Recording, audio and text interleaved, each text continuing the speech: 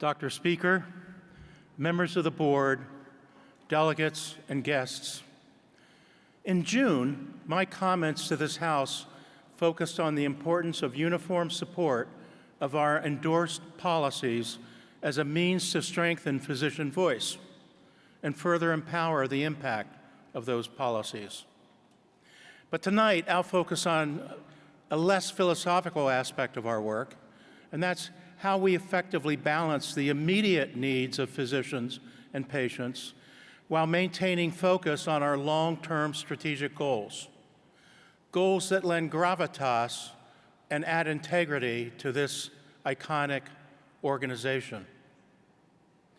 In 2011, soon after being hired as EVP CEO of the AMA, a senior trustee said this in conversation, quote, "The beautiful thing about the AMA is that at every meeting I attend, I hear about a variety of work being done of which I had not previously been aware," end quote.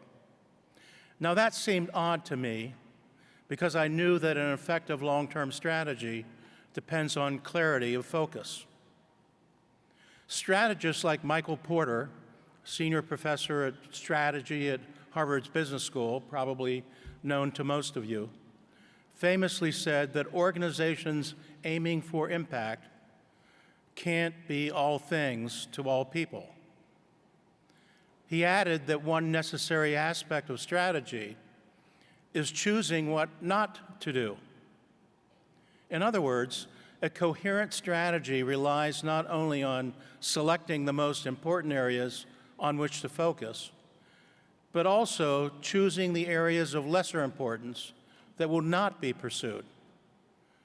That as a means of being crystal clear about what one hopes to accomplish. Not only does Porter emphasize the criticality of focus in strategy, but he and many others emphasize maintaining that focus for the long term, calling it essential for success. In his words, strategy must have continuity. It can't be continuously and constantly reinvented. So having this context and that conversation so many years ago, I had to wonder, is the AMA trying to do too much? Are we, as the metaphor goes, trying to boil the ocean? I'm sure it was no coincidence that the selection committee that recruited me indicated a major organizational aspiration and charge as new CEO was to create an organizational strategy. To respond, our management team took an inventory of the active projects within the AMA at that time. We wanted to see if there was evidence of organizational focus that the selection committee and board sought. We discovered 110 active projects, projects that often seemed unrelated one to the other. This suggested a lack of intellectual, strategic, and practical cohesion, a lack of focus. Now, as we were exploring in this way, I heard one of AMA's elected leaders elegantly present organizational accomplishments at a national gathering. For the first several minutes, it seemed a lot of interesting things were being done. But deep into the presentation, it seemed far too broad to accomplish anything real and lasting. Arguably, it was a dissociated laundry list of interesting, but not particularly cohesive topics. Where was the overall strategy, which, as strategists might say, required focus, cohesion, and commitment over substantial periods of time? Now, it's also true that the AMA's need for a long-term strategic plan occurs in the context of a dynamic healthcare environment, an environment which includes regular fiats from courts, federal and state agencies, as well as shifts in societal direction. All of these unexpected shorter-term matters must also be addressed. So the net of this requires the ability to respond to short-term environmental challenges along with responses to long-term strategic needs. It requires what I'll call a balanced portfolio of organizational activity and the capacity to be ambidextrous, the capacity to balance short-term matters with a focused long-term vision. The AMA has indeed shown a great ability to generate short-term responses to suddenly emerging challenges. COVID pandemic, after all, was just recent. But those urgent needs must be paired with long-term strategic goals aligned with our mission. As Lee Bowman, an expert in leadership, states, a vision without strategy remains simply an illusion. So here is how our House policies fit into that. In 2011, we were dealing with multiple short-term elements, but we essentially lacked a long-term strategic component in our portfolio. So the board tasked me with developing the strategy to bring greater focus and therefore impact to our work. The first step was to create a process to apply the tools of strategy, establishing priorities, isolating issues of lasting importance, while also deciding what not to do. To accomplish that, we created several evaluation criteria, which our board then refined and approved. That allowed us to judge the desirability and feasibility of existing projects. The management team graded those projects using those broad criteria, and management's evaluation of such was validated by an external panel of experts. Now, two additional elements were critical in this prioritization process. First, the critical input of the reports of our councils.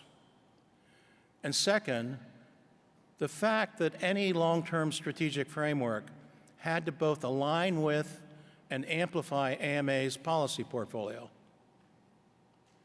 In that portfolio, we discovered meta-signals, aggregates of policies around broad central themes. And those themes would bring focus by taking individual elements with high priority and combining them into an intellectually cohesive theme. This process of triangulation of existing project evaluations, abstracting the content of council reports and AMA policy meta-signals, together inform the creation of AMA's long-term strategy. And it reflected a balanced portfolio of activity that was approved by and embraced by our AMA board at the time. Now, we, of course, continue to refine and reevaluate this portfolio each year, taking into account progress made and any shift in environmental context. This is a graphic representation of the strategic development work, and at this point, I hope all have some familiarity with this. Three long-term strategic arcs are depicted in the central circle. One is protecting the future of the profession by reimagining medical education for the 21st century. This arc started with the medical school level and was grown into a 37-school consortium, and that work is ongoing. This was extended to reimagining residency and now continues with our focus on precision education. That work of the last several years has resulted in the AMA resuming its place as the thought leader in physician education. A second strategic arc concerns the challenge of chronic disease, a challenge which consumes 90% of our nation's $4+ trillion healthcare spend. And here we have focused on hypertension, the #1 cause of death and disability in our country. And even though there is reliable biological marker and excellent therapies, nearly half of our hypertensive population remains uncontrolled. Here we have created the MAP program and product that results in improved blood pressure control, have piloted this product and can actually now see a pathway to diminish adverse cardiovascular events and stroke. And as a third strategic arc, we have the all-important focus of removing obstacles that interfere with patient care, from prior authorization to a sustainable Medicare payment model that are represented in the AMA Recovery Plan for America's Physicians, which Dr. Ehrenfeld just discussed. As work in these areas evolved, we also recognize, as reflected in council reports and House policy, that additional factors accelerated gains in each of these three strategic arcs. These accelerators, 3 in number and noted by the external circle, include health equity, since inequities are a glass ceiling to progress in each of the 3 arcs. You'll recall a recent component of this work in this area includes the Task Force for Truth, Reconciliation, Transformation, and Healing, which I touched on in June and was responsive to a House request. This task force has been formed, reports to the board, is actively engaged in its work, and we foresee its works being completed in approximately 2 years. Another obvious accelerator across each arc is our advocacy, here in DC as well as in the courts, and that's to memorialize our progress by helping sculpt laws and their regulatory frameworks. A third accelerator is innovation, creating new products and solutions for physicians that improve the delivery of care. And of course, none of this work would be possible without a solid foundation, shown as the supporting structure at the bottom. A foundation of must-haves that include membership, health science and ethics, a strong financial base, and excellent support services for the business units. Each of you has a handout at your seat that highlights AMA's strategic focus in some detail. Now, I'll expand slightly on the third accelerator. Innovation and digital health tools have been on the mind of many physicians in recent years, further emphasized by the continued emergence of AI. Innovation takes on many forms, and innovative work is now routinely done at the AMA by the management team. However, some forms of innovation are facilitated by an environment of a totally different type. For that reason, the AMA's Innovation or Venture Studio, Health 2047, was launched in the heart of Silicon Valley in 2016. The strategic pillars of Health 2047 can be viewed as the commercial translation of the AMA's strategic arcs, so the alignment is very tight. 9 companies have been launched to date and have attracted investment from others. In fact, for every dollar the AMA has invested in these companies, between $2 and $10 have been invested by others. Critically, unlike other products and services we often get in healthcare, companies originating from Health 2047 define problems at the level of the patient-physician interface and have a focus of improving the environment for physicians. For example, one company, SiteBridge, creates a clinical trial in a box, which will allow even small practices to participate in clinical trials, with resulting positive aspects for patients and practice revenue, empowering that practice.